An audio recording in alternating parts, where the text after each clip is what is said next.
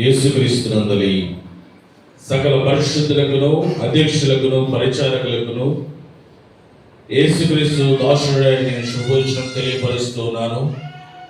మన తండ్రి యొక్క దేవుని నుండి ఆయన కుమారుడైన యేసుక్రీస్తు వారి నుండి కృపయు సమాధానము మీకు కలుగునుగాక. ఆమేన్. లేఖన భాగంలో నుండి కీర్తనలు రాసిన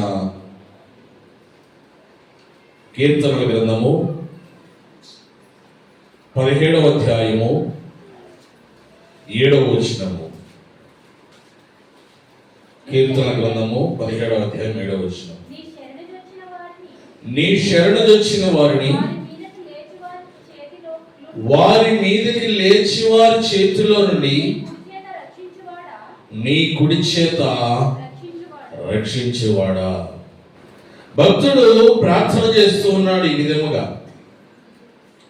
నా మీదకి నా శత్రువులు లేస్తూ ఉన్నారయ్యా, నేను ఎక్కడ దొరుకుతానా, ఎక్కడ నాశనం చేయాలా అని చూస్తూ ఉన్నారు. అయ్యా, నీవైతే నీ యొక్క దక్షిణ హస్తంతో, నీ కుడి చేతితో నన్ను రక్షించేవాడు అయ్యా అని ప్రార్థన చేస్తూ ఉన్నాడు. కుడి చేతిని కొన్ని సందర్భాలలో బైబిల్ గ్రంథంలో దక్షిణ హస్తము అని రాయబడి ఉంది. దేవుడు తన కుడి చేతితో మనందరినీ కూడా రక్షిస్తూ ఉన్నాడంట. అదే మాటలో కింద అంటూ ఉంటాడు, 10వ వచనం చదువుతుంది చూడండి. వారు తమ హృదయములను కఠినపరుచుకుని ఉన్నారు, వారి నోరు గర్వముగా. అనేక మంది శత్రువులు అన్యులైన వారు ఎలా ఉన్నారంటే తమ హృదయమును కఠినపరుచుకుని ఉన్నారంట, వారి నోరు గర్వంగా మాట్లాడుతుంది. దేవుని వాక్యం సెలవిస్తుంది, గర్విష్ఠుల గర్వము అణిచివేయబడతారు. మీలో చాలా మంది చూసే ఉంటారు, అమెరికాలో లాస్ ఏంజలస్ అనే ప్రాంతంలో ఏమైంది, అగ్ని అంటుకుంది. అగ్ని అంటుకొని నగరాన్నే, ఇళ్ళని, సమస్తాన్ని కాల్చివేసింది. దేవుని వాక్యం సెలవిస్తుంది, వారి నోరు గర్వంగా. ఆ అగ్ని కీలలకి ముందు ఒక చిన్న ప్రోగ్రాం చేసుకున్నారు సినిమా యాక్టర్లు అందరూ కలిసి. ఈ వీడియో కూడా మీలో చాలా మంది చూసే ఉండొచ్చు. అందులో మీ ఫేవరెట్ అయిన వారు ఎవరంటే సినిమా హీరోలను ర్యాంకింగ్ ఇచ్చారు. తర్వాత మీరు ఎక్కువగా ఎవరిని గౌరవిస్తారు, ఎవరిని పూజిస్తారంటే తల్లిని అని ఇచ్చారు. ఈ సృష్టిని సృజించిన వాడు ఎవరు, దేవుడేనా అంటే దేవుడు కాదు అని వారు ర్యాంకింగ్ ఇచ్చారు. ఈ సృష్టిని సృజించింది దేవుడా అని అడిగితే దేవుడే సృజించాడు అని ఒక్కడు కూడా ఓటు వేయలేదు. మా హీరో దేవుడే అని ఒక్కడు కూడా. ఇంకేమన్నారు తెలుసా, దేవుడు లేని దేశము మాది, మా దేశంలో దేవుడు అనేవాడే ఒకప్పుడు దేవుని పాదములు ఎత్తపడి, అయ్యా నువ్వు లేకపోతే మేము లేము, అయ్యా నీవే మా రక్షణకర్తవు, అయ్యా నీవే మా రక్షణ శృంగము, నీవే రక్షించేవాడవు, నీవే కాపాడేవాడవు, అయ్యా నీ శరణు చొచ్చి ఉన్నామయ్యా, మమ్మల్ని కాపాడయ్యా అని దేవుని పాదములు ఎత్త పడిన దేశమే ఇప్పుడు ఏమంటుందంటే దేవుడు లేని దేశము మాది. గర్వం వచ్చేసింది, అహంకారం వచ్చేసింది. దేవుడు ఇంకా ఆ దేశమును ప్రేమిస్తూ ఉన్నాడు. అందుకని ఉంటుంది కదా, దేవుడు లోకమును ఎంతో ప్రేమించాడు. యోహాను సువార్త 3వ అధ్యాయంలో రాయబడి ఉంటుంది, దేవుడు లోకమును ఎంతో ప్రేమించాడు. ఇప్పుడు అమెరికా దేశంలో మంటలు రావడానికి కారణం దేవుడు అంటారా? కాదు. దేవుడు లోకాన్ని ప్రేమిస్తూ ఉన్నాడు. అమెరికాలో మంటలు రావడానికి దేవుడు కారణం కాదు. ఎవరు కారణమో తెలుసా? మనుష్యుడు దేవుని నిందించినప్పుడు దేవుడు ప్రేమ స్వరూపిగా ఆయన ప్రేమిస్తూ ఉంటాడు, కానీ ఆయన్ని ప్రేమించే పరిశుద్ధులు ఉన్నారు ఈ లోకంలో. దేవుడిని ప్రేమించే పరిశుద్ధులు ఉన్నారు. మనకంటే మరి ఎక్కువగా దేవుని ప్రేమించేటి ఏంటో తెలుసా? నీరు, గాలి, నిప్పు, ఆకాశము, సూర్య చంద్ర నక్షత్రాలు, ఈ ప్రకృతి మనకంటే ఎక్కువగా దేవుణ్ణి ప్రేమిస్తూ ఉంది, దేవుణ్ణి ఆరాధిస్తూ ఉంది. దేవుడు మనం చేసిన తప్పులకి దేవుడు మనం వదిలిపెట్టచ్చేమో, దేవుడు క్షమించచ్చేమో, కానీ దేవుని నిత్యము కొడు ఆడుతూ ఉండే దేవదూతలు విడిచిపెట్టరు. మన పాదములకు రాయదారకుండా ఎవరు కాపాడాలి? కీర్తన గ్రంథంలో ఇంతకుముందు రెగ్యులర్గా చదువుకునే వాళ్ళు ఎవరు? మన పాదములకు రాయదగలకుండా ఆయన యొక్క దేవదూతలు మనల్ని కాపాడుచు ఉంటాయి. 91వ కీర్తన ఒకసారి చదవండి, అందరికి గుర్తులేనట్టుంది. 91వ కీర్తనలో ఆ మాట, నీ పాదములకు రాయి తగలకుండా వారు నిన్ను తమ చేతుల మీద ఎత్తి పట్టుకుందరు. చాలండి. ఎవరు ఎత్తి పట్టుకుంటారంటే దేవదూతలు మన పాదములకు రాయి తగలకుండా ఎత్తి పట్టుకుంటారు. వారు ఎప్పుడైతే దేవుని విడిచిపెట్టారో, దేవుడు లేడు అన్నారో, తమ నోటితో వారు దానిని ఒప్పుకున్నారో, దేవుడు క్షమించాడేమో కానీ దేవదూతలు మాత్రం వదిలేసి, నీకు దేవుడు వస్తున్నప్పుడు నీకు నేను ఎందుకు కాపలాగా ఉండాలరా? నీకు దేవుడే వద్దన్నావు, నీ దేశంలో దేవుడే లేడన్నావు, నీకు నేను ఎందుకు కాపలాగా ఉండాలి అని వదిలేసింది దేవదూతలు. అగ్ని తన ప్రతాపాన్ని చూపించింది. పెద్ద పెద్ద డబ్బున్నవారు తమ విలువైన భవనాలను, కార్లను విడిచిపెట్టి ఏం చేశారు? పారిపోయారు. మేమే హీరోలం, మాకంటే గొప్పవాడు ఈ లోకములో లేడు అని అనుకున్న వారు ఆ ప్రాంతం విడిచి పారిపోయారు. ఎందుకంటే దేవుడు క్షమించిన ఈ ప్రకృతి పరిశుద్ధమైన, ఆయన పరిశుద్ధంగా తయారు చేసినటువంటి ప్రకృతి మన మీద కోపగిస్తారు. కాబట్టి దేవుని వాక్యం సెలవిస్తూ ఉంది, ఆయన రక్షించువాడు, కాబట్టి ఆయనకి మనము భయపడాలి. మొట్టమొదటిగా చదువుకుని ఏం చదువుకున్నాం? 17:7 కీర్తనలో 17:7 నీ కుడి చేత రక్షించువాడా అని పలుకుతూ ఉన్నాడు. ఆయన రక్షించేవాడని తెలిసి కూడా మనుషులు అనేక సందర్భాలలో ఆయన విడిచి అనేకమైన వాటిపైన తమ మనస్సు నుంచి దేవునికి తమ మనస్సులో చోటిక దూరం పెడుతున్నారు. దేవుని ఉగ్రత ఎలా ఉంటుందో, ఇక ఆ లాస్ ఏంజల్స్ ప్రాంతంలో ఎక్కువ ప్రాణ నష్టం జరగలేదు, ఎందుకంటే దేవుడు కోపించలేదు, ఇంకా ఆ ప్రాంతాన్ని ప్రేమిస్తూ ఉన్నాడు. ప్రాణ నష్టం ఎక్కువగా జరగలేదు. దేవుడు కోపగిస్తే, దేవుడు విడిచిపెడితే ఎలా ఉంటుందో ఒక మాట చదువుతాను చూడండి. ప్రకటన గ్రంథము 9వ అధ్యాయం 3వ వచనం.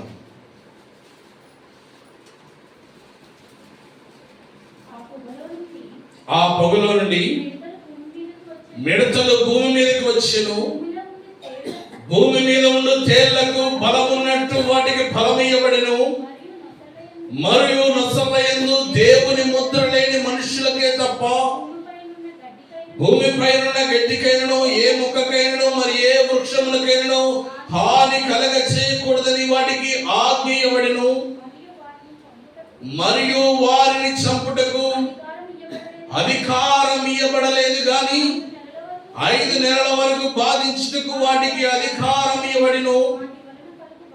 వాటి వలన కలుగు బాధ తేలు మనుష్యుని కుట్టినప్పుడు బాధ వలె ఉండును. ఆ దినములలో మనుషులు మరణమును వెతుకుదురు గాని అది వారికి దొరకనే దొరకదు. చావవలెనని ఆశపడుదురు గాని మరణము వారి యొద్ద నుండి పారిపోవును. ఈ ఉగ్రత రావడానికి, ఈ ఉగ్రత భూమి మీద విస్తరించడానికి ఎవరి కారణం తెలుసా? దేవదూత పాత్రను కుమ్మరిస్తూ ఉంది, 5వ పాత్రను. ఆ పైన మొదటి వచనంలో అదే రాయబడి ఉంటుంది. ఆ మాట చదువుతుంది చూడండి. 5వ దూత బోర ఊదినప్పుడు ఆకాశం నుండి భూమి మీదకి రాలిన ఒక నక్షత్రమును చూసి తిని. ఏం చేస్తుందంటే దేవదూత, కాపుదలగా ఉండవలసిన దేవదూత బోర ఊదుతూ ఉంది మనుషుల యొక్క పాపమును చూసి. అప్పుడు ఆకాశం నుంచి నక్షత్రం రాలిపడింది. ఆ పొగలో నుంచి, ఆ బూడిదలో నుంచి మిడతలు బయటకు వచ్చాయి. వచ్చిన మిడత ఏం చేస్తుందంట? దేవుని నామము ఎవరి నొసల యందు వ్రాయబడలేదు వారందరినీ కొట్టడానికి దానికి అనుమతించబడింది. అందరినీ కొడుతూ ఉంది. ఆ బాధ ఎలా ఉంటుందని వర్ణిస్తూ ఉన్నాడు అక్కడ. తేలు కుట్టినప్పుడు నుండే బాధ వలె ఉంటుందంట. ఆ బాధ తట్టుకోలేక మనుష్యుడు దేనిని వెతుకుతూ ఉన్నాడు? మరణాన్ని వెతుకుతూ ఉన్నాడు. కానీ మరణము మనుషుల దగ్గర నుంచి పారిపోతుంది. దేవుడు మనుషులు చచ్చిపోవాలని ఎంత ప్రయత్నించినా చావు మనుషుల దగ్గరకు రావట్లేదు.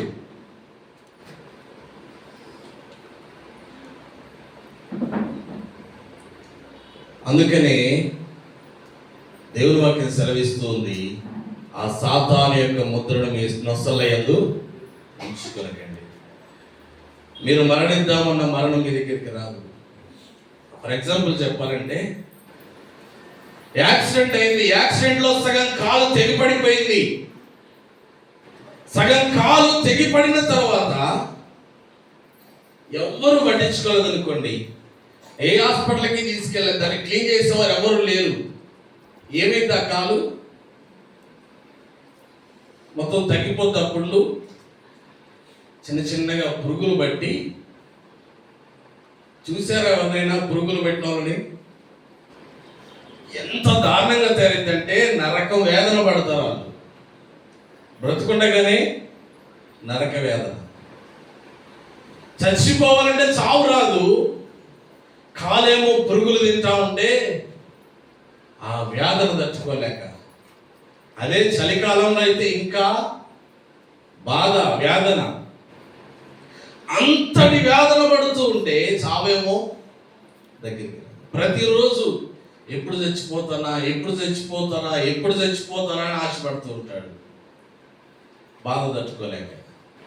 కానీ మరణం దగ్గరికి ఒకసారి ఆలోచించండి. దేవుని దూతలు, దేవుడు కాదు, దేవుని దూతలు మన చెయ్యి విడిచిపెడితేనే ఎంత దారుణం జరుగుతుంది. లాస్ ఏంజలస్ ప్రాంతాన్ని దేవుడు విడిచిపెట్టలేదు. ఎవరు విడిచిపెట్టారు? ప్రస్తుతానికి దేవదూతలు మాత్రమే విడిచిపెట్టారు. దానికి ఎంత ఆస్తి నష్టం జరుగుతుందో చూడండి, ఎంత జరుగుతుందో చూడండి. ఆలోచించాడు ఒకసారి. కాబట్టి దేవుని వాక్యం సెలవిస్తుంది, ఆయన మన పాదములకు రక్షణగా ఉంచిన దేవదూతలు మనల్ని విడిచిపోకుండా మనం ఏం చేయాలి? ఎల్లప్పుడూ దేవుని ఆరాధించాలి. ఎందుకంటే ఆయన రక్షించువాడు అని మనకు తెలుసు. దేవదూతలు కూడా ప్రతి క్షణము అదే చెబుతూ ఉన్నాయి. మన పాదములకు కాపుదలగా ఉంటూ మనకేమి హెచ్చరికలు జారీ చేస్తున్నాయంటే, ఇదిగో సర్వాధికారి అయిన దేవుడు నిన్ను రక్షించువాడు కాబట్టి నీ నోటితో నీవు ఆయన్ని మహిమపరచాలి. మరి ఒక 2 మాటలు చదువుతుంది. ప్రకటన గ్రంథం 5వ అధ్యాయం 9వ అధ్యాయం 5వ వచనం. అక్కడనే చదువుదాం. మరియు వారిని చంపుటకు అధికారం ఇవ్వబడలేదు, కానీ 5 నెలల వరకు బాధించుటకు వాడికి అధికారం ఇవ్వబడిను. వాటి వలన కలుగు బాధ తేలు మనుష్యుని కుట్టినప్పుడు బాధ వలె ఉండును. ఆ దినములలో మనుష్యులు మరణమును వెతుకుదురు, కానీ అది వారికి దొరకనే దొరకదు. చావవలనని ఆశపడుదురు, కానీ మరణము వారి యొద్ద నుండి పారిపోవును. ఇంత కఠిన స్థితి వచ్చినా, ఇంతటి బాధ కలిగిన, ఇంతటి నష్టం కలిగిన మనుషులు దేవుని వైపు తిరుగుతారా అంటే తిరగరంట. ఇప్పుడు లాస్ ఏంజల్స్ ప్రాంతం కాలిపోయింది కదా. ఇప్పుడు అక్కడ ఉన్నవారు దేవుని వైపు తిరుగుతారండి? తిరగరు. ఏమంటారు తెలుసా? మరలా అదే ప్రాంతంలోకి వచ్చి చక్కగా ఇల్లు కట్టుకుంటారు. ఇల్లు కట్టుకుని అంటారంట, దేవుడు లేడు, దెయ్యం లేదు. ఏదో అగ్ని వలన ఇల్లు కాలిపోయింది, మరలా మా బలముతో మేము దానిని నిర్మించుకున్నాం. ఇదే స్టేట్మెంట్స్ వస్తాయి. మరలా మా శక్తితో, మాకున్న బలముతో, మాకున్న డబ్బుతో మేము మరలా దానిని నిర్మించుకున్నాం. దేవుడు లేడు, దెయ్యం లేదంటారు. అదే మాటలు చెప్తూ ఉన్నాడు. ఇక్కడ ఈ ప్రజలకు ఆ తేలుగుట్టగా మరణం వారి దగ్గరికి రాలేదు. 5 నెలలు బాధపడ్డారు. 5 నెలల తర్వాత వారు ఏం మాట్లాడుతున్నారో చూద్దాం. 20వ వచనము వారు మాట్లాడే మాట, ఈ దెబ్బల చేత చావక మిగిలిన చెరులు దయ్యములను చూడను, వినను, నడవను శక్తి లేనివై బంగారము, వెండి, కంచు, రాయి, కర్రలతో చేయబడిన తమ హస్తకృత్యములైన విగ్రహములను పూజింపకుండా విడిచిపెట్టకుండానట్లు మారు మనస్సు.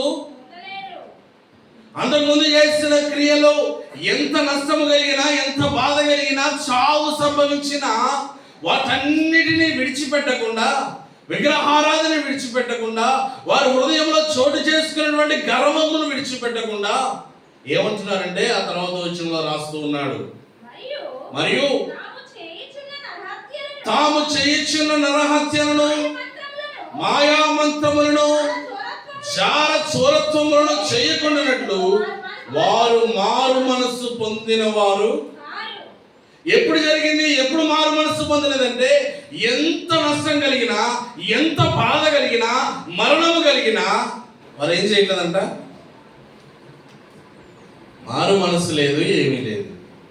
మా శక్తితో కట్టుకున్నాం, మా డబ్బుతో కట్టుకున్నాం, మేము ఫేమస్ కాబట్టి, మాకు ధనం ఉంది కాబట్టి, మేము మా ఫ్యాన్స్ అందరూ మాకు సహాయం చేశారు కాబట్టి మేము కట్టుకున్నాం అంటారు. కానీ దేవుణ్ణి మహిమపరిచే స్థితి మాత్రము రావట్లేదంట. అందుకని అంటున్నాడు, ఇక వారిలో మారు మనస్సు కలగట్లేదు. నేను రక్షించేవాడనని ఒకానొక సమయంలో అన్నారు. ఇప్పుడు వారి నోటి వెంట ఆ మాట రావట్లేదు. వారి హృదయం ఏముందంట? మరొకసారి కీర్తన గ్రంథం 17:10, వారు తమ హృదయములను కఠినపరుచుకొని ఉన్నారు, వారి నోరు గర్వముగా మాటలాడును. కాబట్టి దేవుని యొక్క దక్షిణ హస్తం మనకు సెలవిస్తుంది ఏంటంటే, అనేక యొక్క ఈ లోకంలో జరిగే అనేక విపత్తులను మనకు చూపించి మాట్లాడుతున్న మాట ఏంటంటే, ఎవరైతే నా శరణజొచ్చి ఉంటారో వారికి నా దక్షిణ హస్తము, నా కుడి చేయి వారిని రక్షిస్తారు. మొట్టమొదటి చదువుకున్న మాట అదే కదా, 17:7, నీ శరణజొచ్చి వారిని వారి మీదకి లేచి వారి చేతిలో నుండి నీ కుడి చేత రక్షించు. దేవుని యొక్క కుడి చేయి ఏం చేస్తుందంట?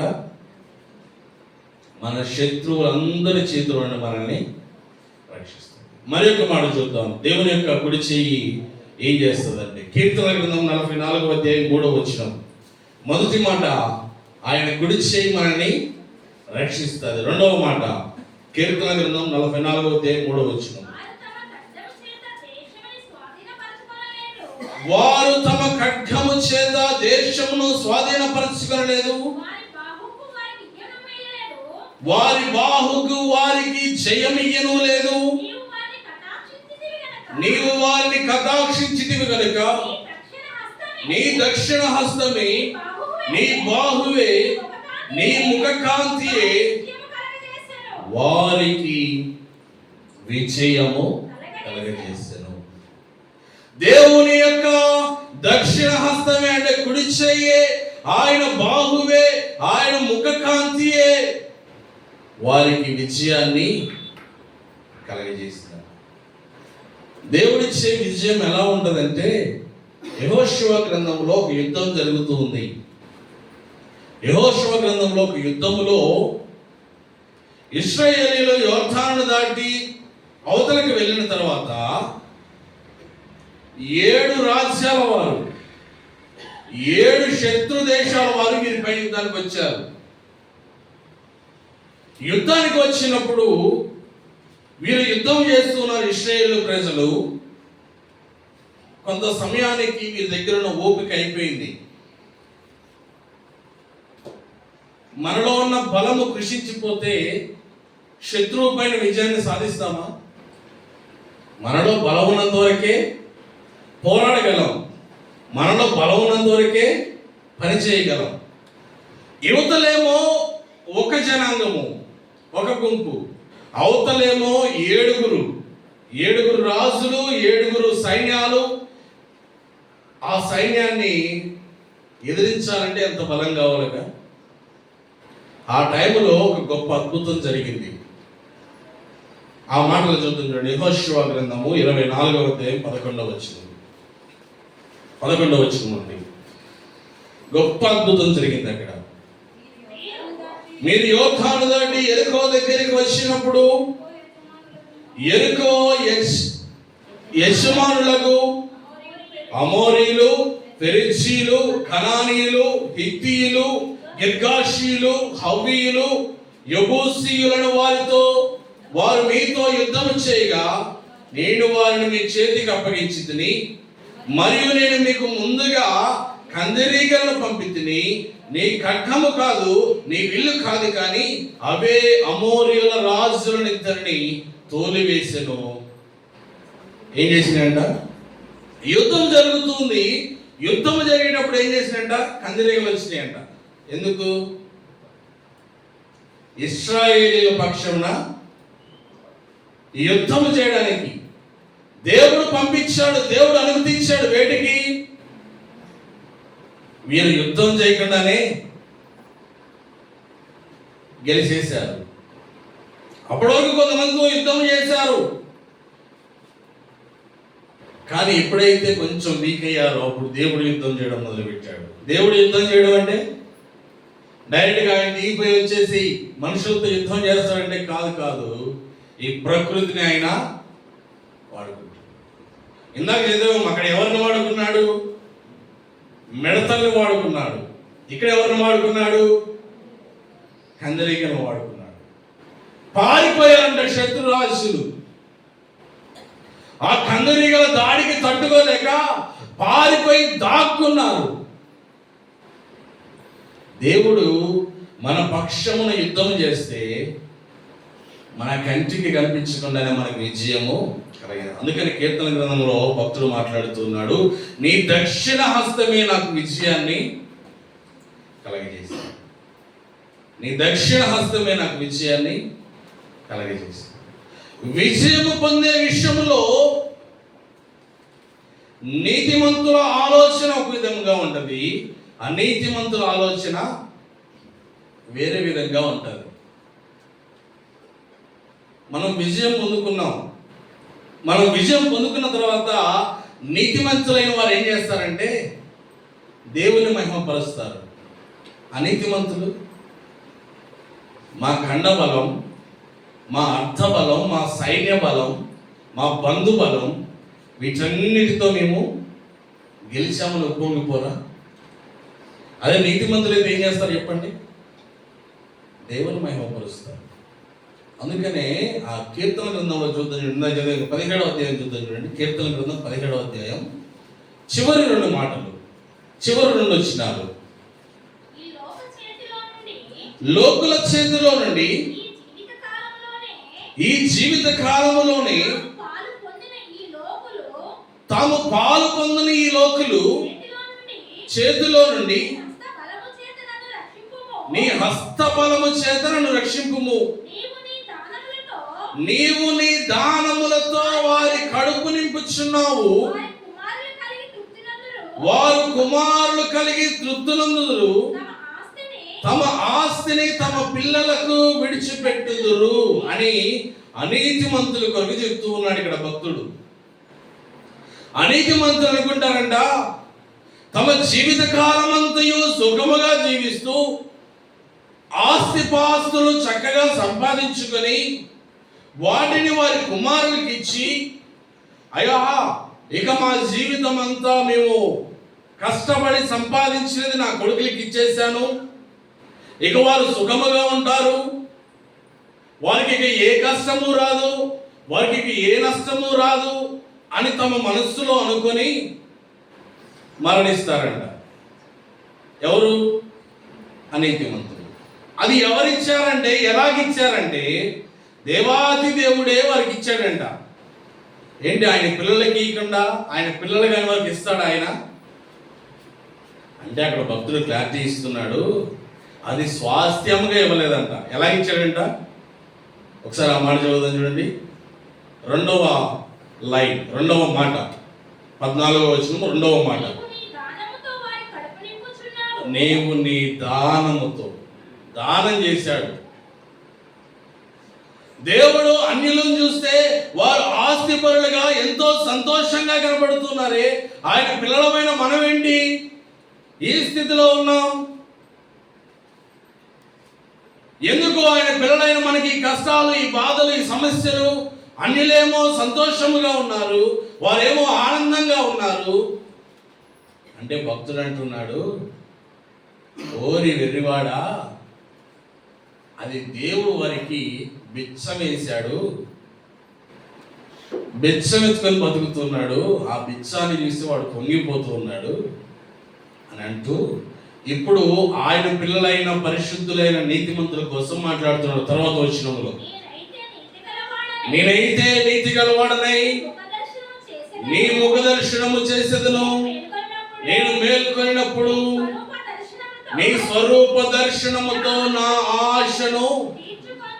వారు ఏమంటున్నారంటే, నా ప్రాణమా తినుము తాగుము సుఖించుము, నీకు కావలసినంత ధనమున్నది, నీవు జీవిత కాలమంతయు సుఖించడానికి కావలసిన ధాన్యమున్నది, ఆహారం ఉన్నది అంటున్నారంట. కానీ నీతిమంతుడు ఉన్నాడు, నేను పొద్దుట వేకువలై లేచిన వెంటనే నా దేవుని యొక్క ముఖ దర్శనాన్ని నేను చూస్తున్నాను. వాడికి ఎంత భాగమో నాకు అంతకంటే ఎక్కువైన భాగము దేవుడు అనుగ్రహిస్తున్నాడు. లాజరు ధనవంతుడు అందరూ తెలిసిన స్టోరీ కాబట్టి చెప్పట్లేదు. లాజరేమో ఎలా ఉన్నాడు? ప్రతి దినము వేకువనే దేవుని యొక్క ముఖ దర్శనం చూసేవాళ్ళగా ఉన్నాడు. కానీ దేవుని యొక్క ముఖ దర్శనం చూసేవాడికి శరీరంలో ఎంత బాధ ఉందో చూడండి. బాధ ఉందా? చాలా బాధ. కానీ ఏం చేస్తున్నాడు? ప్రతిరోజు దేవుని యొక్క ముఖ దర్శనాన్ని చూస్తున్నాడు. దేవుడు బిచ్చం పడేశాడు ఒక ధనవంతుడికి. ఆ బిచ్చగాడేమో చాలా సంతోషంగా పరుపుల మీద పడుకొని సుఖిస్తూ తాగుతూ తింటూ నా ప్రాణమా తినుము తాగుము అంటున్నాడు. బిచ్చం తీసుకున్నాడు చూడండి. సొంత కొడుకేమో బాధపడుతూ ఉన్నాడు, బయట నుంచి వచ్చినవాడు ఎవడో ఏమో సుఖిస్తూ ఉన్నాడు. దేవుణ్ణి ఎరగిన వాడు, దేవుణ్ణి విశ్వసించని వాడు, దేవుని యందు నిలిచిలేని వాడు సుఖిస్తూ ఉన్నాడు. అటువంటి స్థితిని చూసినప్పుడు మనకే బాధ కలిగింది అనుకోండి, మనమే రోగంలో ఉన్నాం అనుకోండి, ఎదుటి వాళ్ళని చూసినప్పుడు ఏమనిపిస్తుంది? మంచిగా దక్షాగా ఉన్న వాళ్ళని చూసినప్పుడు ఏమో దేవుడు మాకేం చేశాడు, దేవుడు ఉంటే మాకు ఇన్ని కష్టాలా, ఇన్ని నష్టాలా అని అనుకుంటాం. కానీ ఆయన ముఖ దర్శనాన్ని చూసిన వాడు ఎంతగానో సంతోషిస్తాడు. మనుషులు అనుకుంటాడు 20 ఏళ్ళ జీవితము, ఈ 50 ఏళ్ళ జీవితము, ఈ 40 ఏళ్ళ జీవితము సుఖంగా ఉంటే చాలు అనుకుంటున్నాడు. కానీ దేవుని వాక్యం సెలవిస్తూ ఉంది, రెండవ మరణం ఉంది. ఆ మరణములో మీరు అడుగు పెట్టకూడదంటే ఏం చేయాలి? నా విజయాన్ని, నేను ఇచ్చి విజయాన్ని మీరు పొందుకోవాలి. నా విజయములో ఎవరైతే సంతోషిస్తాడో వాడు దీర్ఘాయుష్యవంతుడిగా తీర్చబడతాడు. దేవుని విషయంలో మనందరము పాలు పొందాలని దేవుడు కోరుకుంటూ ఉన్నాడు. మూడవ మాట చదువుదాం.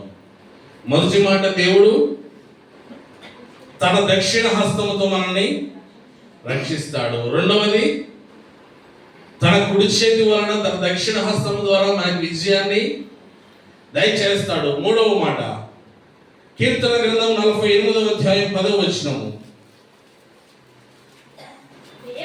దేవా నీ నామము ఎంత గొప్పదో, నీ కీర్తియు భూదిగంతముల వరకు ఎంత గొప్పది, నీ కుడి చెయ్యి నీతితో నిండి ఉన్నది. ఎలా నిండి ఉన్నదంట?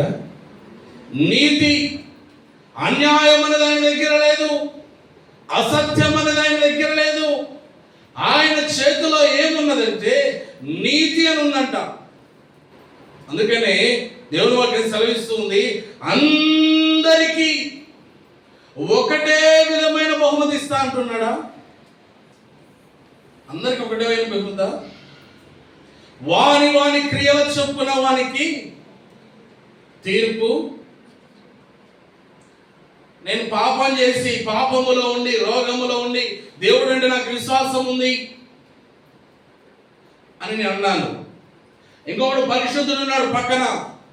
పరిశుద్ధుడు అంటాడు, ప్రతిదినము దేవుని సన్నిధిలో కనిపెట్టచ్చు, ఆయన ముఖ దర్శనము చూసేవాడు ఉన్నాడు. దేవుని ఎదురుకు మేమిద్దరం వెళ్ళినప్పుడు ఆ పరిశుద్ధుడికి నాకు ఒకటే తీర్పు తీరుస్తాడా? ఒకటే బహుమతి ఇస్తాడా? ఇవ్వడు. ఎందుకంటే నాలో ఏమున్నది? పాపం ఉన్నది. దాన్ని నేను కనిపెట్టట్లేదు. వాని వాని క్రియల చొప్పున ప్రతి వానికి ప్రతిఫలం ఇస్తాడు. ఆ ప్రతిఫలం ఎలా ఉంటుందంటే అన్యాయమైనది కాదు. ప్రతిదీ ఎలా ఉంటుంది? నీతియుక్తంగా ఉంటుంది. ఆ నీతియుక్తమైన ప్రతిఫలాన్ని నీతిమంతుడైన దేవుడు మనకి ఇస్తానంటున్నాడు. కాబట్టి దానిని పొందుకునేందుకు మనందరం ఆశ కలిగి జీవించాలి. మొదటి మాట, ఆయన తన కుడి చేతితో రక్షిస్తాడు. ఆయన తన కుడి చేతితో మనకి విజయాన్ని దయచేస్తాడు. ఆయన కుడి చేతుల్లో నీతి న్యాయములు ఉన్నాయి కాబట్టి వాటిని మనకి దయచేస్తాడు. కానీ కొంచెం టైం పట్టిద్ది దాన్ని మనము పొందుకునేటప్పుడు. వెయిట్ చేయాలి, వేచి ఉండాలి. ఈ కొత్త వాక్యం దేవుడు దీవించి మనందరి హృదయాల్లో ఫలింపచేయను గాక. ఆమేన్. హల్లెలూయా, స్తోత్రం. ఇర్మియా గ్రంథం 3వ అధ్యాయం 15వ వచనం. ఇర్మియా గ్రంథం 3వ అధ్యాయం 15వ వచనం.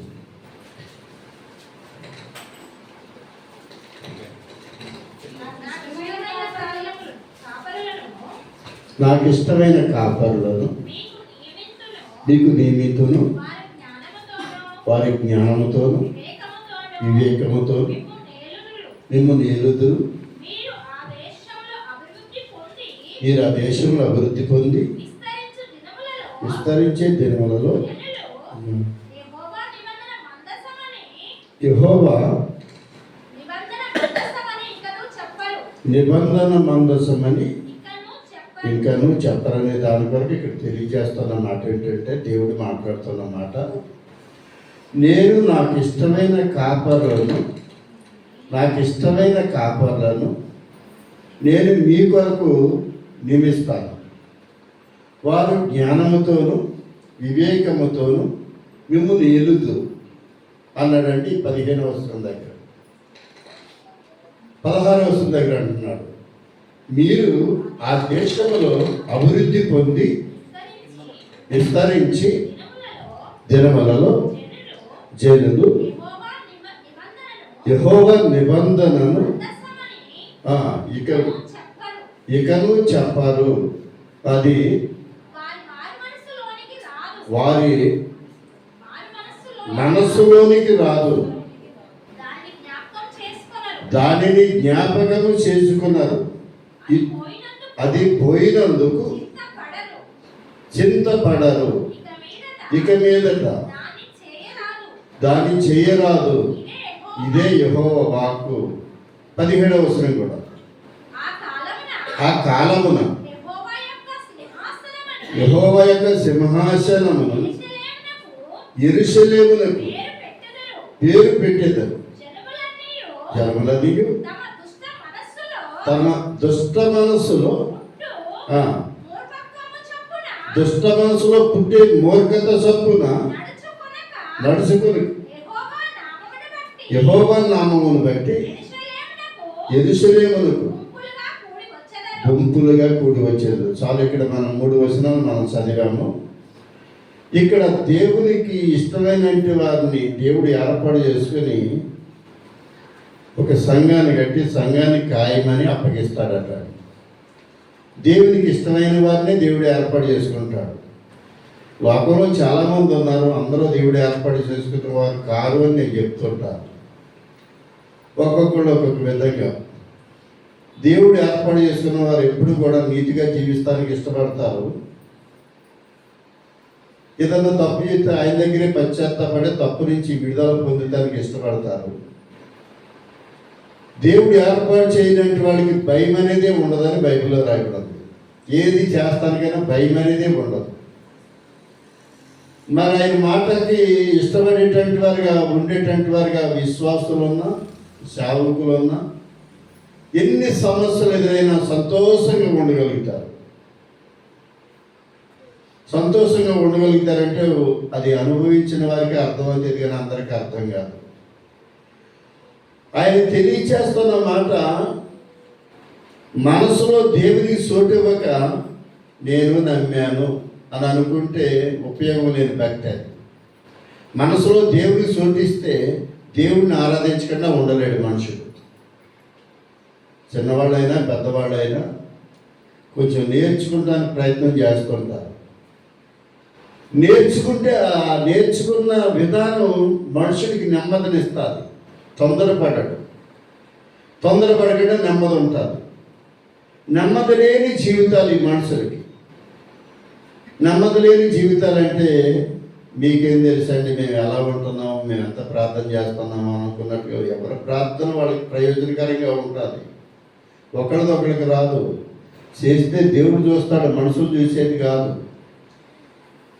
దేవుడు చూసిన తర్వాత దేవుడు చేసే మేలు ఎలా ఉంటుందంటే ఏదో ఒక రోజున ఆయన దగ్గర ఉంటాం తప్పనిసరిగా. అందుకే బైబిల్ గ్రంథంలో రాయబడ్డ మాట ఏంటంటే 2 కొరింథీయులకు రాసిన పత్రిక, ఇక్కడ అవసరమైతే వెళ్ళొద్దాం. 2 కొరింథీ పత్రిక 5వ అధ్యాయం 8వ వచనం. 2 కొరింథీ పత్రిక 5వ అధ్యాయం 8వ వచనం చదువుదాం. ఇట్లు ధైర్యము కలిగి ఈ దేహమును విడిచిపెట్టిన తర్వాత ప్రభువునొద్ద నివసించుటకు ఇష్టపడుచున్నాను. కావున దేహమందున్నను దేహమును విడిచినను ఆయనకి ఇష్టలై ఉండవలెనని మిగులు అపేక్షించుచున్నాను అన్నాడు. దేహములో ఉన్నాను, దేహము విడిచి ఉన్నాను. ఎవరికి ఇష్టలుగా జీవించాలన్నాడు? దేవునికి ఇష్టడిగా జీవించాలి. ఇంకా కొంచెం కింద చదువుతాం. ఎందుకనగా తాము జరిగించిన క్రియల చొప్పున అవి మంచివైనను సరే, చెడ్డవైనను సరే, దేహముతో జరిగించిన వాటి ఫలమును ప్రతివాడు పొందునట్లు మనమందరము క్రీస్తు న్యాయపీఠము ఎదుట ప్రత్యక్షము కావాలను అని చెప్తున్నాడండి. ఎవరైనాను సరే వాళ్ళు చేసిన పనిని బట్టి ఆ న్యాయపీఠము దగ్గర ఉండాలి. ఉన్న తర్వాత నరకానికి పంపుతాడో పరలోకం పంపుతాడో అది ఆయన ఇష్టం. అంటే ఈ దేహముతో జరిగించిన వాటన్నిటిని బట్టి ప్రతి వానికి తీర్పు ఉన్నది. అది చెప్పుతానికే ఆయన శరీరానికి లోకానికి వచ్చి నరకములు అగ్ని ఆరదు, ఆత్మపురుగు సావదు, జాగ్రత్త అని తనకిష్టమైన భక్తులను కోరుకుని మీరు వెళ్ళి చెప్పండి, విని మనసు మార్చుకుని నా వైపు చూసేవారిగా ఉంటే నేను ఎంత మాత్రం వాళ్ళని తోసివేయను, ఎవరిని తోసేయను అన్నాడు యేసు ప్రభు. వాళ్ళ మంచోడైనా చెడ్డోడైనా ఎవరిని గెంటేడు ఆయన. మీరేమన్నా నాకు శత్రువులండి, నేను మిమ్మల్ని ఏమన్నా అనడానికి వాక్యాన్ని తెలియజేస్తున్నాం. దాన్ని కొంచెం వివరించేటప్పుడు కొద్దిమందికి బాధ అనిపించవచ్చు. అక్కడ ఏమంటున్నాడంటే ఆయనతో ఉండటానికి ఇష్టపడితే ఈ దేహాన్ని విడిచిన తర్వాత ధైర్యంగా ఉండగలుగుతారు. ఇట్టి ధైర్యము కలిగి అని అక్కడ 8వ వచనం దగ్గర మనం చదివాం. మరొకసారి చదువుదాం చూడండి. ఇట్లు ధైర్యము కలిగి ఈ దేహమును విడిచిన తర్వాత అక్కడ నివసించాలంటే ఇక్కడ నమ్మకంగా జీవించాలని చెప్తున్నాడు ఆయన. ప్రభువునొద్ద నివసించుటకు ఇష్టపడుతున్నాను అన్నాడు. అలాగ ప్రతివారు దేవుని దగ్గరికి వెళ్ళాలనే ఇష్టపడుతుంటారు. కానీ చేసే కార్యాలు పనులు రకరకాలుగా ఉంటుంటాయి కదా, అవి మార్చుకోండి అన్నాడు. మార్చుకోకపోతే ఏమవుతుంది? నరకానికి నడిపిస్తుందని చెప్తున్నాడు ఆయన. ఆ కింద చదివితే అదే కొరింథీ పత్రికలో వారు చేసిన పనిని బట్టి తీర్పులో నిలబడ్డప్పుడు ఆయన తీర్పు తీరుస్తాడు అని చెప్తున్నాడు. ధైర్యం కలిగి నమ్మకంగా ప్రభు వైపు చూస్తే, ఇప్పుడు దాకా మనం విన్నాం కదా, ఆశీర్వదించేవాడు ఆయనే, ఆపద వచ్చినప్పుడు తప్పించేవాడు ఆయనే. ఆపదలు రాకుండా ఉండవు, మనుషులకి అందరికీ వస్తూనే ఉంటాయి. తప్పించేవాడు ఆయనే.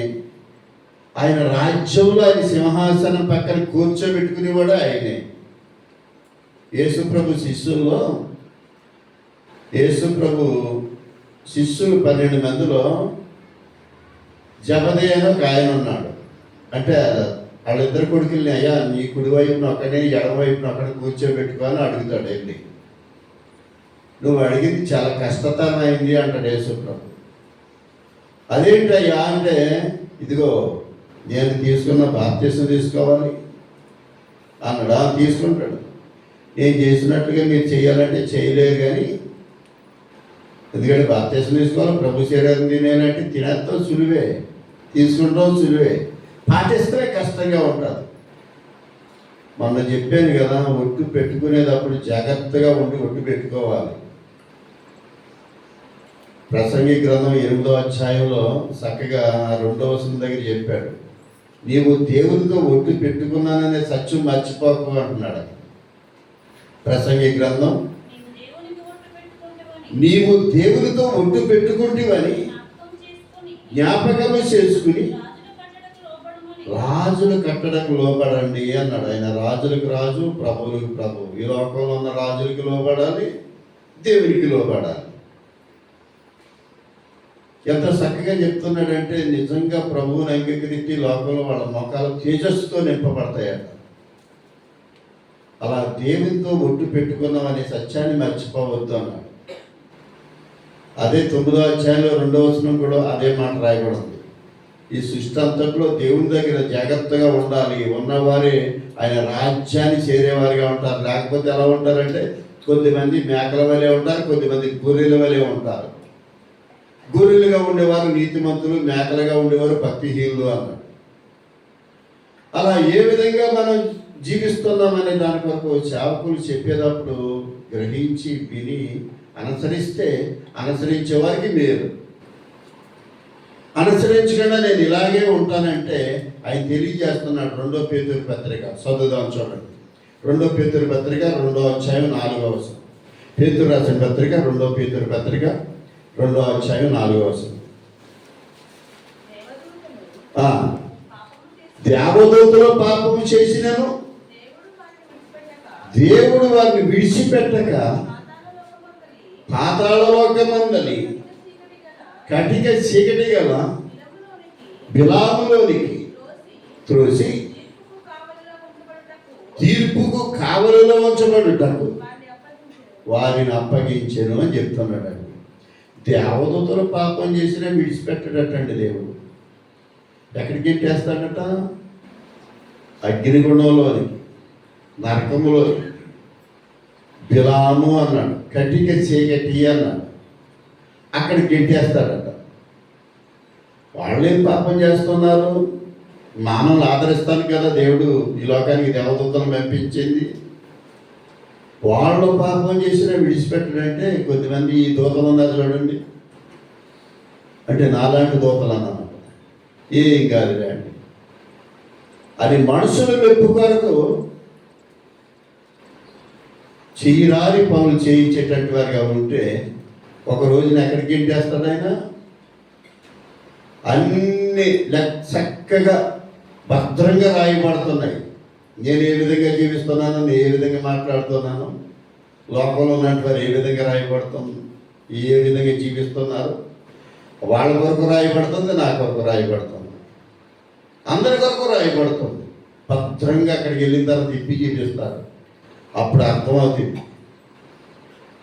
ఎందుకంటే ఆయన ఈ లోకాల్లోకి శరీరధారిగా వచ్చిన తర్వాత పూర్వం చనిపోయినట్టు వారు మొన్న చెప్పాను నేను, ఆయన భూమి కింద స్థలంలోకి దిగి వాళ్ళని ప్రత్యేకంగా 3 ఆకాశంలో పెట్టాడు. పరదేశి అనేది 3 ఆకాశంలో అక్కడ పెట్టాడు. పాపము చేసిన వారిని విడిచిపెట్టకుండా నరకంలో పడేస్తానన్నాడు అండి.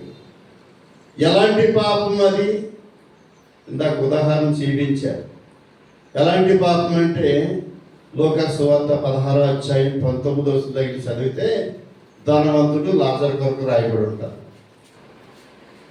నీతిగా జీవిస్తానికి ఇష్టపడ్డాడు లాజరు, ఏమీ లేకపోయినా ఒళ్ళంతా పుండ్లైతే వచ్చి కుక్కలు నాకియాడు లాజరు. ఇలా నాకిగాడు, ఏం మాట్లాడేవాడు కాదు. దరిద్రుడిగా ఉన్నాడు, పేదవాడిగా ఉన్నాడు, శ్రమ పడుతున్నాడు, కష్టాల్లోనే ఉన్నాడు, అయినా దేవుని వైపు చూస్తున్నాడు. ఈ ధనవంతుడు దేవుడిచ్చింది అనుభవిస్తున్నాడు. ఒక రోజు లాజరు చనిపోయాడు, ధనవంతుడు చనిపోయాడు. చనిపోయిన తర్వాత ధనవంతుడేమో నరకంలోకి వెళ్ళిపోయాడు, లాజరేమో అబ్రాహాము రొమ్మున ఆనుకున్నాడు, పరదేశంలో చక్కగా సంతోషంగా ఉన్నాడు. ఇక్కడి నుంచి చూస్తున్నాడు లాజర్ని. అక్కడేమో దరిద్రుడిగా ఉన్నాడు, తినడానికి తినలేక నేను అన్ని అనుభవించే, నేను వచ్చేమో నరకంలో ఉన్నాను. ఏం పాపం అంటే ఆజ్ఞాతిక్రమే పాపం, ఏమి కాదు. దేవుని మాట విననట్లుగా ఉంటున్నాయి పాపం. చెప్పాడు, లాజరుకి చెప్పాడు, ధనవంతుడికి చెప్పాడు దేవుని వాక్యం. ఇద్దరు విన్నారు. ఏ విధంగా జీవించినా నేను బాగానే బతుకుతున్నాను కదా అనుకుంటారు ఈ లోకంలో ఉన్న మనుషులు. వాళ్ళ క్రియలను బట్టి, వాళ్ళు చేసిన పనులను బట్టి అక్కడికి వెళ్ళిన తర్వాత కానీ అప్పటిదాకా అర్థం కాదండి ఈ లోకంలో ఉన్న మనుషులకి. నరకం అంటే ఆషామాషి కాదు. ఓ పాస్టర్ గారు పాట పాడాడు, నరకం అంటే పూలతోట కాదు, అగ్నిగుండం అన్నాడు. అలాగా చాలామంది వింటారు కానీ సరి చేసుకునేటట్టు వారికి ఉండరు. ఎవరికి నష్టం? ఎవరు సరి చేసుకోకపోతే వాళ్ళకే నష్టం. చాలా సందర్భాల్లో అంటే సందర్భాన్ని బట్టి అనేక మాటలు మాట్లాడినప్పుడు వింటుంటాం. ఇక్కడ చదువుదాం, చూడండి, ఒక మాట చదువుదాం. ఈ లోకాసు సువార్త 16వ అధ్యాయం 19వ వచనం. ధనవంతుడనే వాడు ఒకడు ఉండేను, అతడు ఊదా రంగు బట్టలు, సన్నపు నార వస్త్రములు ప్రతి దినము బహుగా సుఖించేవాడు.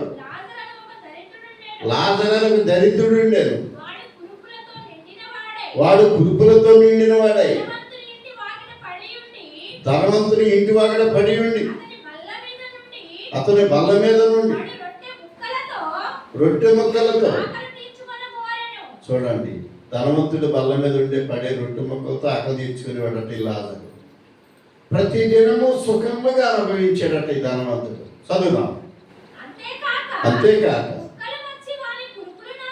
కుక్కలు వచ్చి లాజరు కురుపులు నాకేవటండా. ఆ దరిద్రుడు చనిపోయి దేవదూతల చేత అబ్రహాము రొమ్మున ఆడుకొనుట కొనిపోబడేది.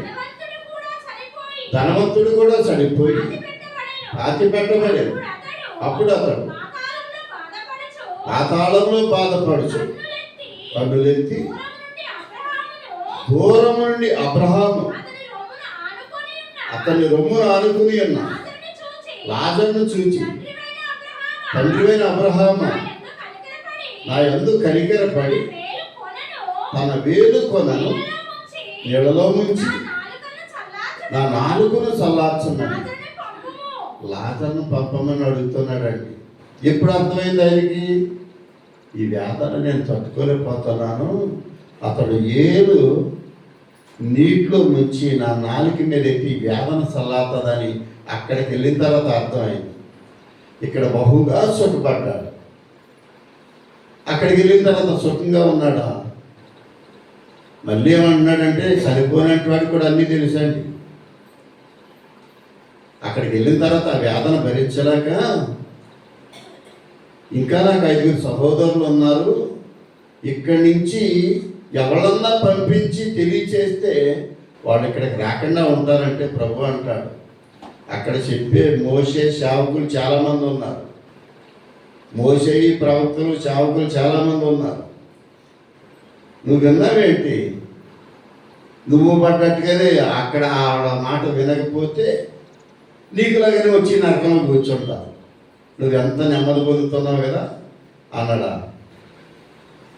వేదన పడుతున్నాను, ఈ వేదనకరమైన స్థలములోకి రాకుండా ఉండాలి అంటే ఎవడన్నా ఇక్కడి నుంచి అక్కడ వెళ్ళి చెప్తే మార్పు చెందుతారంటే చూసి వచ్చినా మార్పు చెందరండి. నిజం. ఎందుకంటే మనుషుడు ఎంత ప్రేమగా ఉంటాడో అంత కఠినంగా ఉంటాడు. కఠిన హృదయాన్ని పెట్టింది దేవుడే, ప్రేమ కలిగిన హృదయాన్ని పెట్టింది దేవుడే. మన పిల్లలు మనం ప్రేమించుకోగలుగుతాం, అదే బయట వారిని అలా ప్రేమించలేం కదా. మనుషులు ఉంటే నేను నటిస్తాను, లోకంలో ఉన్న వాళ్ళు నటిస్తారు ప్రేమించినట్టు. అన్నీ తెలుసున్న దేవుడు చెప్తున్న మాట ఏంటంటే నీ క్రియలను బట్టి నువ్వు మంచివాడిగా ఉన్నా చెడ్డవాడిగా ఉన్నా, నువ్వు దేహంతో జరిగించిన పనులను బట్టి నీకు తర్వాత తీర్పు తీర్చబడుతుంది. నీకు నరకం కావాలా అగ్నిగుండం కావాలా నువ్వే పరీక్షించుకో అంటున్నాడు ఆయన. ఆయన ఏర్పాటు చేసుకున్న సేవకులు ఈ విధంగా తెలియచేస్తారు. వాక్యాన్ని ఎవరైనా చదువుకోవచ్చు, చదివి కొన్ని సందర్భాలు అర్థం కాక దాన్ని పక్కకి పెట్టేసి మన ఇష్టం వచ్చినట్టు మనం జీవిస్తాం. ఆయన ఏమంటున్నాడంటే చక్కగా అనేక సందర్భాలు అనేక మాటలు మాట్లాడుతూ మీరు ఈ లోకంలో జీవించేటప్పుడు ఈ విధంగా ఉండాలన్నాడు. ఉండేవారు ఎవ్వరు లేరండి నాతో సహా అంటుంటాను. ఎలా ఉండేవారంటే ఇందా మనం చదివాం, ప్రకటన గ్రంథం 9వ అధ్యాయం 14 వస్తుందని చెప్పాడు. అక్కడ ఆయన చెప్తున్న మాట, మీరు మొదట ఏం వేసుకోకూడదని చెప్పాడు? 666 ముద్ర వేసుకోకూడదు. ప్రకటన గ్రంథంలో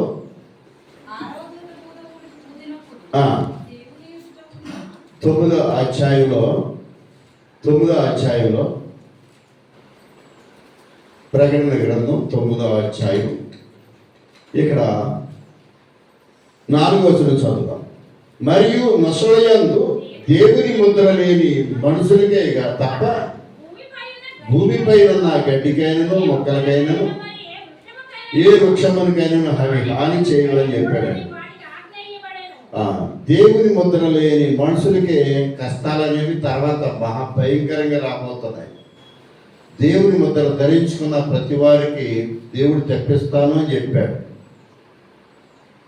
ఎక్కడ చెప్పాడు ఈ మాట అంటే అదే ప్రకటన గ్రంథం 22వ అధ్యాయం 3వ వచనం దగ్గర మనం చదివితే, ప్రకటన గ్రంథం 22వ అధ్యాయం, ఇక మీదట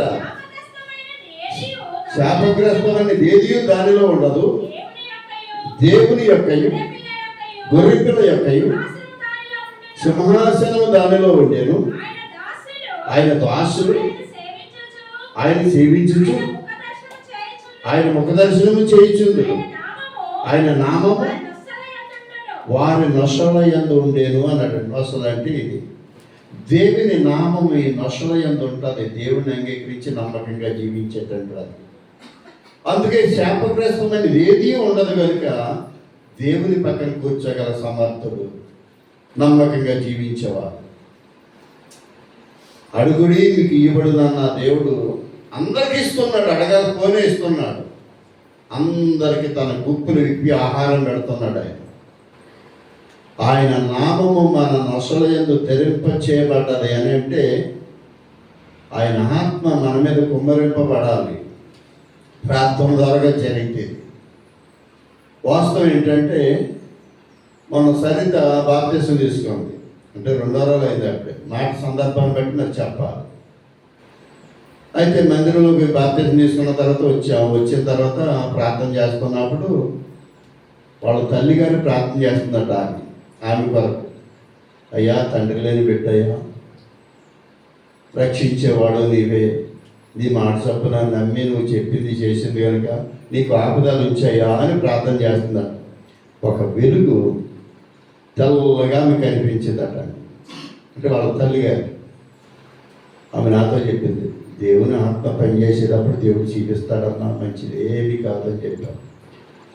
అలాగే కొన్ని దర్శనాలు చూసేటువంటి వారు ఉండొచ్చు. ఆ వెలుగు నిజంగా మన మీద వాళ్తే మనం నీతిగా జీవిస్తానికి ఇష్టపడతాం. దేవుని ముద్ర తప్పనిసరిగా మన నష్టం ఉంటుంది. అలాగే నీతిగా జీవించే ప్రతి వారిని ఆత్మతో రక్షించేవాడాయన, ఆత్మతో నింపి ఆనందింపజేసేవాడాయన. ఎలాంటి సందర్భంలో? శ్రమల్లో ఆనందం. శ్రమ రాకుండా ఉండదు, శ్రమల్లో ఆనందం. అది బలహీనతే కావచ్చు, రోగమే కావచ్చు, కొన్ని సందర్భాలు తిండి లేకపోతే కావచ్చు, వస్తాయి ఇలాంటి ఇబ్బందులు అనేవి. ఎప్పుడు ఒకే రకంగా ఉండడం మానవుడు దేవుడిని చూసేదాకా, దేవుడి దగ్గరికి వెళ్ళేదాకా కూడా ఈ శరీరంతో చేసిన పనులను బట్టి అక్కడికి వెళ్ళాక తీర్పు తీర్చబడతారు. ఆ ధనవంతుడు నరకంలో ఉన్నట్లుగా ఉండడానికి ఇష్టపడతారా, లేకపోతే ప్రభువు దగ్గర కూర్చోడానికి ఇష్టపడతారంటే ధైర్యం కలిగి ప్రభువు మాట విని నమ్మకంగా కనిపించాలి. మనుషులకు కాదు కనిపించాలి, ప్రభువు కనిపించాలి. ఆయన ఆరాధిస్తున్నారో విని పాటిస్తున్నారో నాకైతే తెలియదు. ఎవళ్ళ భక్తి వాళ్ళతోనే ఉంటుంది, ఒకరిదొకరికి రాదు. మీ విశ్వాసం మీది, నా విశ్వాసం నాది. నన్ను ప్రభువు పిలిచాడు, అది నాకు తెలుసు. ఏమి తెలియని నాతో మీతో చెప్పిస్తున్నాడు కదా. ఆయన చెప్పింది మనం చేస్తే తప్పనిసరిగా మన నష్టయందు ఆయన నామం ముద్రింపబడుతుంది. ఏదో ఒక రోజున ఆయన పక్కన కూర్చునే అవకాశం ఉంటుంది. ఆయన పక్కన కూర్చోవాలంటే సామాన్యం కాదండి. ఆయనకి ఇష్టమైతే ఆయన ఒళ్ళోనే కూర్చోబెట్టుకుంటాడు. ముదుము వచ్చే వరకు నేను ఎత్తుకుని ముద్దాడువాడు నేనే అన్నాడు యాకోబుతో దేవుడు. అలాగా ఆయనకి ఇష్టమైతే మనం ఎంత ముసలోళ్ళమైనా మనం ఆయన దృష్టిలో చంటి పిల్లలమే. అందుకే ఎంత చక్కగా చెప్తున్నాడంటే ఎఫెసీ పత్రిక 4:14 దగ్గర, మీరు పసిపిల్లల వలె ఉండక రకరకాలుగా మీ ఇష్టం ఉందని మీరు జీవించక, కల్పనా కథల వైపు మీ చెవులు పెట్టక మీరు నా వైపు చూడండి అంటున్నాడు.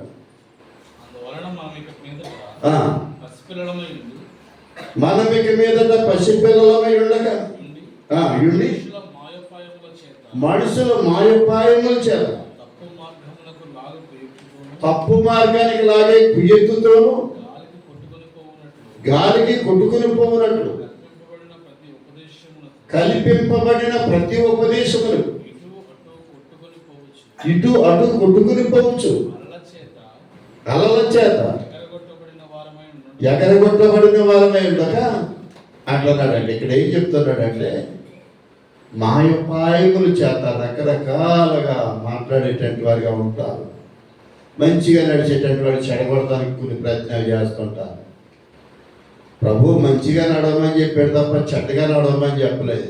ఈ లోకంలో ఉన్న మనుషులు మాయోపాయముల చేత అంటున్నాడండి. అంటే మాయ చేస్తారన్నమాట. మాయ చేస్తే నీకు తొందరగా తగ్గలేదు కదా, మంత్రగడి దగ్గరికి వెళ్ళి తోట కడతాడు, తగ్గిపోతుంది. పాస్టర్లు కొద్దిమంది అలాంటి వాళ్ళు ఉన్నారండి. నిజంగా అలాంటి వాళ్ళు చూస్తే నేను చాలా బాధపడుతుంటాను. దేవుని శక్తి తెలిసి దేవుడు గొప్పవాడిని ఎదటివాడికి నువ్వు ప్రకటిస్తూ వాళ్ళ దగ్గరికి తోట కట్టించుకోమని చెప్తున్నావేంటి? కొద్దిమంది ఇలాగా జీవించేవారు ఉన్నారు, అలా విశ్వాసంలో కూడా ఉన్నారు. రకరకాలుగా కల్పన కథలు చెప్పినట్లుగా లేనిపోని మాటలు చెప్పి మంచోడు చెడగొట్టేసేటువంటి వారుగా ఉన్నారు. అందుకే అక్కడ అంటున్నాడు 14 మరొకసారి చదువుదాం చూడండి. అందువలన మనమిక మీదట పసిపిల్లలమై మనుషులు మాయోపాయముల చేత వంచనతోను తప్పు మార్గమున నడిచే కుయత్తుతోను గాలికి కొట్టుకుని పోనట్లు కల్పింపబడిన ప్రతి ఉపదేశం అన్నాడు. వాళ్ళు కల్పించేస్తున్నారండి. అందుకే ఏం చెప్తున్నాడంటే, మనుషులు కల్పించినవే దైవోపదేశములు అని మీరు బోధించేవారిగా ఉన్నారు అన్నాడు దినాలు యేసుప్రభు శాస్త్రుల పరిచయంతో. ఒకసారి కాదు, 2-3 చోట్ల ఆ మాట రాయబడింది. మత్తయి సువార్త 15వ అధ్యాయం 7వ వచనం దగ్గర చెప్పాడు. ఏమంటున్నాడంటే, వేషధారులారా, ఈ ప్రజలు తమ పెదవులతో నన్ను గణపరచుదురు కానీ వారి హృదయము నాకు దూరముగా ఉన్నది. మనుషులు కల్పించిన పద్ధతులు దైవోపదేశములని బోధించేవారు ఎవరంటండి? వారు నన్ను వ్యర్థముగా ఆరాధించుచున్నారు అన్నాడు. మనుషులు కల్పించిన పద్ధతులను దైవోపదేశములని బోధించు వారు నన్ను వ్యర్థముగా ఆరాధించుచున్నారు అన్నాడు. మరి ప్రభు ఏర్పాటు చేసుకున్న మనుషుడేనా ఈ మనుషుడు? మనుషులు కల్పించి చెప్తాడు, దేవుడు చెప్పింది చెప్పడు. కథలు మనుషులు కల్పించినవి, దేవుడు చెప్పింది నువ్వు నీతిగా జీవించి ఎదుటోళ్ళు నీతి మార్గంలో నడిపించు. తప్పు చేస్తుంటే చేయకూడదని హెచ్చరించు, గర్దించు, బుద్ధి చెప్పు అని ప్రభు చెప్తే, వీళ్ళ మనుషులు కల్పించినవి బోధిస్తూ వ్యర్థముగా దేవుడిని ఆరాధించేవారుగా ఉన్నారట. మీ శ్రద్ధని మీరు చేసుకోవచ్చండి, స్థలం జరిగిపోతండి. చాలామంది మానేస్తానికి కారణం ఏంటంటే, అలా చెయ్యొద్దని చెప్తూ కారణంగానే మానేస్తుంటారు. మనుషులు మీ శ్రద్ధని మీరు చేసుకోవచ్చు, మీరు మందిరానికి వస్తే చాలు. ఎందుకు? పొట్టి ఎంతుంటే ఉపయోగం ఏంటి? నమ్మకంగా జీవించేవారు 10 మంది ఉన్న చాలు అంటాను నేను. ఒకరిద్దరు ఉన్న చాలు. కానీ మనుషులు కల్పించిన పద్ధతులు పరలోకం తీసుకెళ్తాయా? తీసుకెళ్ళవు. ప్రభు మాట పరలోకం తీసుకెళ్తారు. వాక్యాన్ని నమ్మండి, ప్రభువుని నమ్మండి, నన్ను కూడా నమ్మొద్దని చెప్తాను. వాక్యమే దేవుడై ఉన్నాడు. ఆయన ఎందుకు విశ్వాసం ఇచ్చితే ఈ లోపలందు చూశారు, కర్ణబేరి అంటారు, జాగ్రత్తగా వినగలుగుతాం. కర్ణ పిశాచి అని రాయబడింది బైబిల్లో, చాలా చోట్ల రాయబడింది. ఆ కర్ణ పిశాచాలు మోసం చేస్తుంటాయి. చదువుదాం చూడండి, దినవృత్తాంతాల గ్రంథం 2వ కాండం 18వ అధ్యాయం 10వ వచనం. అక్కడ తెలియజేస్తున్నమాట. సమూయేలు గ్రంథం 28వ అధ్యాయం 3వ వచనం దగ్గర నుంచి 7వ వచనం దాకా చదివితే ఈ కర్ణ పిశాచి అనే దాని కొరకు రాయబడి ఉందండి. మొదటిగా 2వ కాండం 18వ అధ్యాయం 10వ వచనం కానీ చదువుతాం. కుమార్తెనైనను అగ్నిగుండము దాటించే వారినైనను శకునము చెప్పే సోదగాండ్లనైనా వేషాంగులను కానీ సర్పశకునములు కానీ చెప్పువారినైనా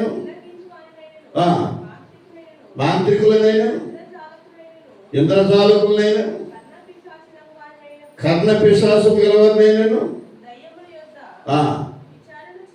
దెయ్యముల యొక్క విచారణ చెయ్యు వారినైనను మీ మధ్య ఉండనీయకూడదు అన్నాడండి దేవుడు.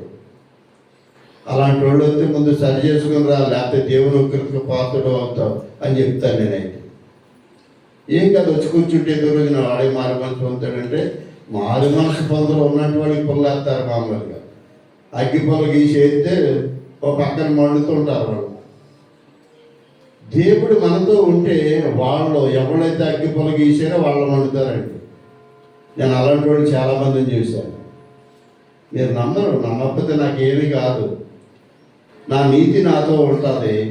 నన్ను పంపిన ప్రభు సామాన్యుడు కదని చెప్తాను నేను. అలాగందరికీ ఒప్పుగారి దేవుడు ఇలా ఉండకూడదు, మీరు వాళ్ళ దగ్గరికి వెళ్ళకూడదు అన్నాడు. వాళ్ళని మీలోనే ఉంచొద్దు అన్నాడు, ఊర్లోనే ఉంచొద్దు అన్నాడు, మీ మధ్యన ఉంచొద్దు అన్నాడు. ఉంచితే ఏమవుతుంది? వాళ్ళు నేర్చుకున్న దెయ్యాలు కూడా వచ్చి ఇక్కడ కూర్చొని మిమ్మల్ని ఒక్కొక్కడు ఒక్కొక్కరికి ఏడిపిస్తూ ఉంటాయి. ఈ భరించలేక మీరు సమయం వెళ్ళిపోతుంటారు అనే దాని కొరకు ఆ దినాల నుంచి కూడా ఈ దినం వరకు కూడా అలాంటి వాడు మీ మధ్యలో ఉండనివ్వద్దు అన్నాడు. ఉంటే పరలోకం కావాలి, భూమి మీదే సంతోషంగా ఉండాలని మేము ఇక్కడికి వస్తే ఏంటి సమస్య అన్నట్లుగా ఉంటుంది అన్నమాట. సమస్యలు పోగొడడానికి యేసుక్రీస్తు ప్రభు వచ్చాడు ఈ లోకానికి, ఉంచడానికి రాలేదండి. సమస్యల నుంచి మీరు సంతోషంగా ఉండాలని ఉంచడానికి వచ్చాడు ఆయన.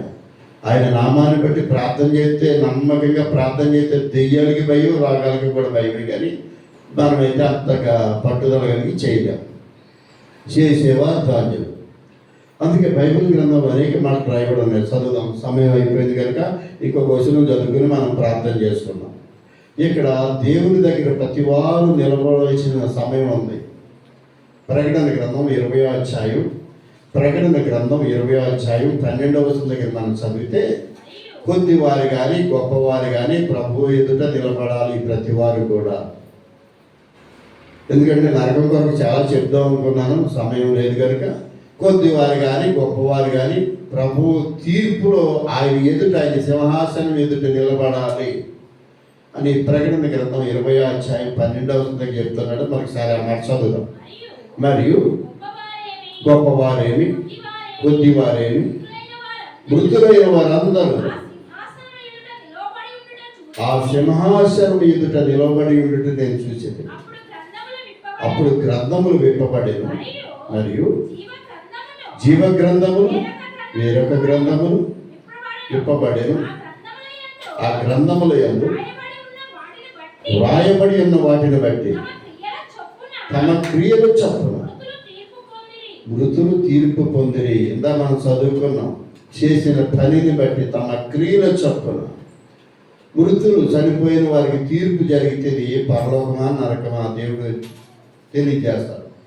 అందుకే మనం మొదటగా చదువుకున్న ఇర్మియా గ్రంథం 3వ అధ్యాయం 15వ వచనం దగ్గర ఆయన తెలియజేసింది ఏంటంటే, నాకు ఇష్టమైన కాపరులు నేను ఏర్పాటు చేస్తాను, వారు ముఖమాటం లేకుండా మాట్లాడేటువంటి వారుగా ఉంటారు, నా రాజ్యానికి వారసులుగా చేస్తానికి వాళ్ళు ఇష్టపడతారు. వినే వారికే చెప్పండి, వినని వారు విడిచిపెట్టండి అన్నాడు యేసు ప్రభు కూడా. దేవునికి ఇష్టమైన కాపర్లు ఎవరంటే ఎవరికి తెలియదండి, అది ఆయనకే తెలుసు, నమ్మకంగా ఉన్నట్టు వాళ్ళకే తెలుసు. అలాగా అందరూ అక్కడ నిలబడే రోజు రాబోతుంది, అందరి కొరకు రాయబడి ఉంటుందని ఇక్కడ రాయబడి ఉంది. జీవ గ్రంథం ఉంది, వేరొక గ్రంథం ఉంది. అందులో రాయబడిన దానిని బట్టి ఎవరు రాసేస్తుంటారో మనకు తెలియకుండా దేవదూతలు చక్కగా. అందుకే ఇంత మనం చదువుకున్న ప్రసంగి గ్రంథం 10వ అధ్యాయం, బొక్క వారి తైలంలో చచ్చిన ఈగలో పడగా కంపు కొడతాదని మొదటి వచనంలో రాయబడింది.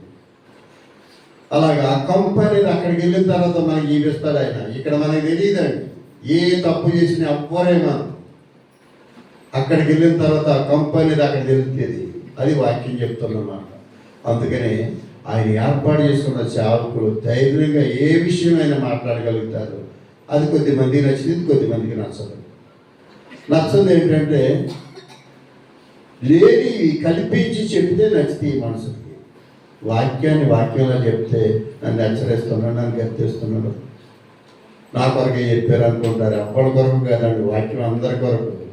లోకమంతా వెలుగైన దేవుడి లోకానికి శరీరధారికి వస్తే ఆయన్నే ఇష్టపడలేదు మానవుడు.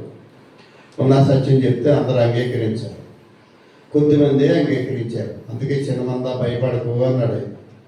కొద్దిమంది రాలేదు, రానంత మాత్రాన నాకేమి నష్టం కాదు కానీ వాళ్ళే, ఎందుకంటే అందరినీ ప్రేమిస్తున్న దేవుడు, నష్టం కలగాలని కాదు, అందరినీ ప్రేమిస్తున్న దేవుడు, అందరినీ చూస్తున్నాడు, అందరికీ ఉపకారి. ఈ విధంగా రాయబడి ఉంటుంది. ఎన్ని వారాల మందిరంలో ఉన్నామో, ఎన్ని వారాల మందిరంలో లేమో, ఏం చేసామో, భక్తి అనేది ఎలా ఉందో అది దేవునికి తెలుసు, మనుషులకు తెలియదు. కొద్ది మాటలు ప్రభుత్వం అందరి హృదయాల్లో ఫలింపచేయగా ప్రార్థన చేసుకున్నాం. సర్వశక్తిమంతుడా కరుణామయుడా యేసు ప్రభు, లోకమంతా వెలుగైనావు, అందరినీ చూస్తున్నవాడు ఇది, నమ్మిన వారిని ఎంత మాత్రము తోసివేదన్నావు. మీ కృప, మీ కాపుదల, మీ సన్నిధిలో వీళ్ళందరూ పెంచండి, మీ అడుగుజాలను నడిపించి మీ కృపలో భద్రపరిచి కాపాడండి. యేసు నామములో నడుచున్నాం తండ్రి. ఆమేన్.